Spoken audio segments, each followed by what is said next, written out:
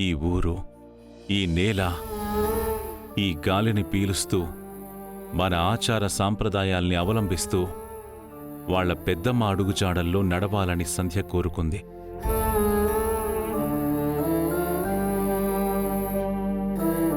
భవిష్యత్తుని బాధ్యతగా భావించిన సంధ్యకి ఇవ్వాల్సిన గౌరవం మనం ఇచ్చి తీరాలి.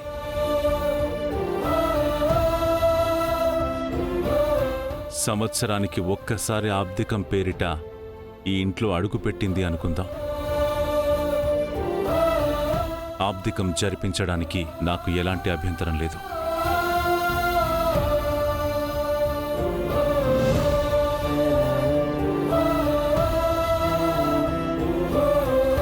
పుసుక్కుని లవ్వేసుకున్నారేంటి బావగారు? ఎవరో ఒకరు చేసిన తప్పుకి ఇంకొకరిని బాధ పెట్టకూడదు.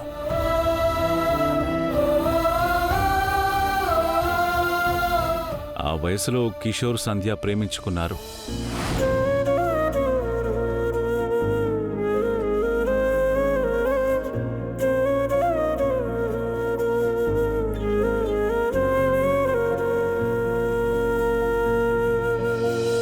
కదిలే కాలముతో అడుగులు కలుపుకొని పయనం సాగించు మరచి గతమునికా.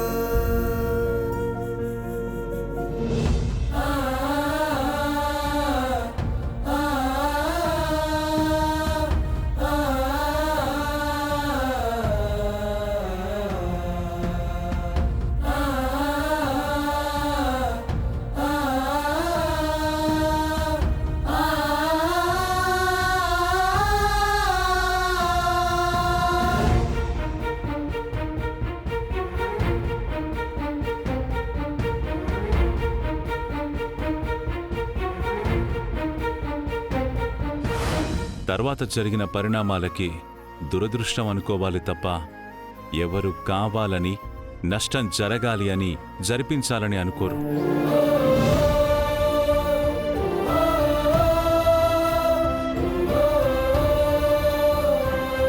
అలా అనుకునేవాళ్లు వేరుగా ఉంటారు,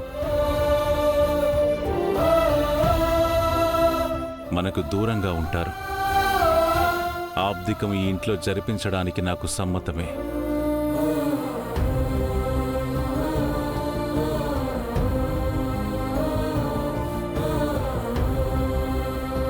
ఆ ఏర్పాట్లు చూడండి.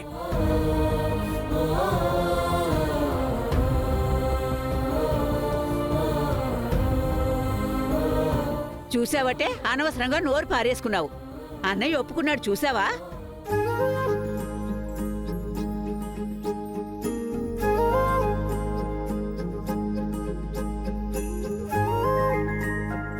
తప్పుకో.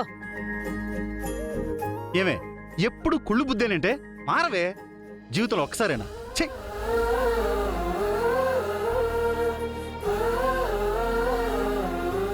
చీకటైపోయింది. లేకపోతే ఈ పాటికి వెళ్ళి ఈ విషయం అనగాదేవి చెవిలో ఊదేదును. సర్లే, తెల్లారకపోతా వెంటనే వెళ్ళి ముఖ్యాంశాలు చెప్పకపోతానా? వెళ్దామా మనం కూడా?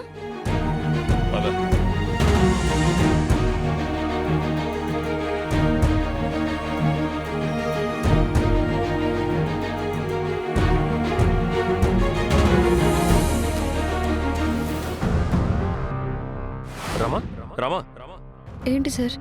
నువ్వు నేషనల్ మ్యాచ్కి సెలెక్ట్ అయ్యావు. రమా, నీకు స్పోర్ట్స్ కోటాలో జాబ్ వచ్చింది కదా. ఇప్పుడు జరగబోయే నేషనల్ మ్యాచ్లో కనుక విన్ అయితే నీకు అర్జున అవార్డు వస్తుంది. రామలక్ష్మి నేషనల్ ఛాంపియన్ అవుతుంది. ఈ స్పోర్ట్స్ కోటాలో ఎండోమెంట్ ఆఫీసర్ అయింది. రేపు ఈ మ్యాచ్ గెలిస్తే ఇంకో మెట్టెక్కుతుంది. ఎంఆర్ఓ అవుతుందో, కలెక్టర్ అవుతుందో, ఇంకేమవుతుందో తెలీదు. ఇంటర్వ్యూకి వెళ్తే తన తెలివితో కొట్టేస్తుంది. తన గోల్స్ కొట్టడమే ఆలస్యం. ఇంకా పెద్ద పెద్ద పోస్టులు కొట్టడానికి టైం తీసుకోదు. రేపు రామలక్ష్మి మ్యాచ్ ఆడకుండా చేయాలి. ఏదో ఒకటి చేయాలి. హలో, ఏంటి? అలా ఫోన్ మాట్లాడకపోతే పాపం చూసుకోవచ్చు కదా. నేను ఫోన్లో ఎక్కడ మాట్లాడాను? నాలో నేనే మాట్లాడుకుంటున్నాను. ఓహో, పిచ్చి ముద్ర బాగా కనపడింది అన్నమాట. ఏంటి విషయం? అంత సీరియస్గా ఆలోచిస్తున్నావు? ఏం లేదు, నా గురించి నేనే ఆలోచించుకుంటున్నాను.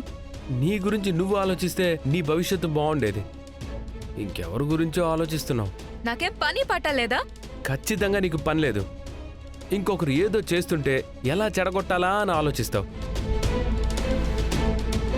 రామలక్ష్మి వదిన గురించి ఆలోచిస్తున్నావు కదా? అలాగే అనుకో. నీకు వేరే పనే ఉంది. నాకా నీకా? నీకే. నా ఆలోచనతో నేనుంటే నువ్వు మధ్యలో దూరి డిస్టర్బ్ చేస్తావెందుకు? నువ్వే కదే ఇంకొకరి జీవితాన్ని డిస్టర్బ్ చేయాలనుకుంటావు. నేను నిన్ను డిస్టర్బ్ చేస్తున్నానా? ఏంటి గొడవ? ఏం లేదు వదినా, ఏవో పని పాటలేని గొడవలు. చిన్నపిల్ల పాల కోసం ఏడుస్తుంటే ఇక్కడికి వచ్చి పిచ్చి పిచ్చిగా ఆలోచనలు చేస్తుంది. అరే నన్ను కాసేపు ప్రశాంతంగా ఉండని అని చెప్పాను కదా. ఆస్తి తీసుకొచ్చిందా నాకు విలువ లేకుండా పోయింది. ఏమైందని అలా మాట్లాడుతున్నావు? నీ వల్లే గొడవంతా. నా వల్ల? అవును. నువ్వు పొద్దున్న లేచిన దగ్గర నుంచి మ్యాచ్లు అని తిరుగుతుంటావు.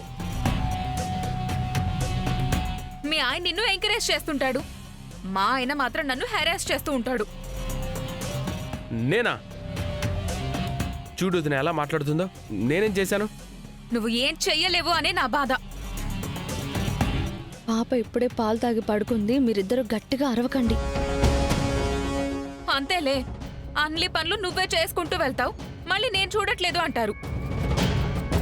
అవును, నిన్నే అంటారు. అసలు నువ్వు ఎప్పుడు పట్టించుకున్నావు చెప్పు వదినా. రేపు నువ్వు స్టేడియంకి వెళ్ళేంత వరకు అస్మితను నమ్మద్దు.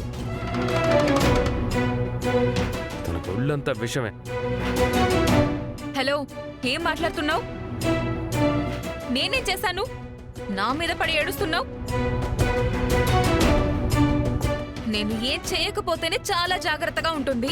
నువ్వు ఇంత చెప్పిన తర్వాత తానెందుకు జాగ్రత్త పడదు? అయినా నా కాళ్ళకి బంధం వేసేశారు కదా, ఇంకా నేనెక్కడికి వెళ్తాను?